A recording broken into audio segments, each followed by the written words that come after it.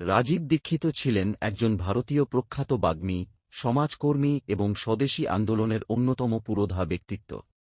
ভারতের প্রাচীন ঐতিহ্য, আযুর্বেদ এবং দেশীয় অর্থনীতি পুনরুজ্জীবনে তাঁর অবদান অনস্বীকার্য। সংক্ষিপ্ত জীবনী।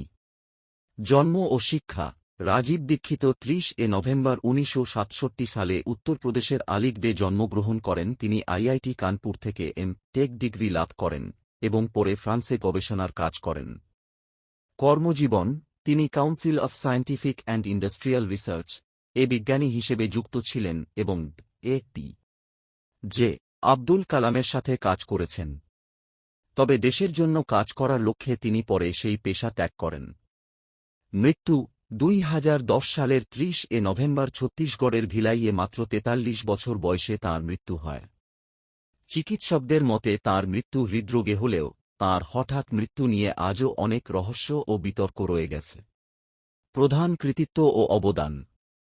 রাজীব দীক্ষিত তাঁর জীবনের ২০ বছরে প্রায় ১৫,০০০-এর বেশি বক্তৃতা দিয়েছেন, যার মাধ্যমে তিনি ভারতীয়দের সচেতন করার চেষ্টা করেছেন। তাঁর প্রধান কাজগুলো হল স্বদেশী আন্দোলন। তিনি আজাদি বাঁচাও আন্দোলন এবং ভারত স্বাভিমান আন্দোলন প্রতিষ্ঠা ও পরিচালনার মাধ্যমে ভারতীয় পণ্য ব্যবহারের গুরুত্ব তুলে ধরেন। বহুজাতিক কোম্পানির বিরোধিতা। কোকা কোলা, পেপসি এবং কোলগেটের মতো বিদেশি কোম্পানিগুলোর ক্ষতিকারক দিক সম্পর্কে তিনি জনগণকে সচেতন করেন। তাঁর প্রচেষ্টায় অনেক কোম্পানি বাজার থেকে ক্ষতিকারক পণ্য সরিয়ে নিতে বাধ্য হয়। আযুর্বেদ ও প্রাচীন ঐতিহ্য। তিনি ভারতীয় চিকিৎসা ব্যবস্থা ও আযুর্বেদ প্রচারের জন্য কাজ করেছেন এবং মানুষকে প্রাকৃতিক উপায়ে রোগ নিরাময়ের পথ দেখিয়েছেন। কালো টাকা উদ্ধারের দাবি। সুইজারল্যান্ডের ব্যাংকগুলোতে জমা থাকা ভারতীয়দের কালো টাকা দেশে ফিরিয়ে আনার ব্যাপারে তিনি প্রথম দিকে সোচ্চার হয়েছিলেন। গবেষণা ও তথ্য সংগ্রহ।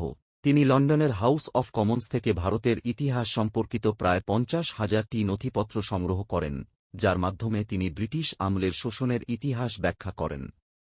রাজীব দীক্ষিতের জীবন ও দর্শন আজও ইউটিউব এবং সোশ্যাল মিডিয়ার মাধ্যমে লক্ষ লক্ষ মানুষকে অনুপ্রাণিত করে চলেছে।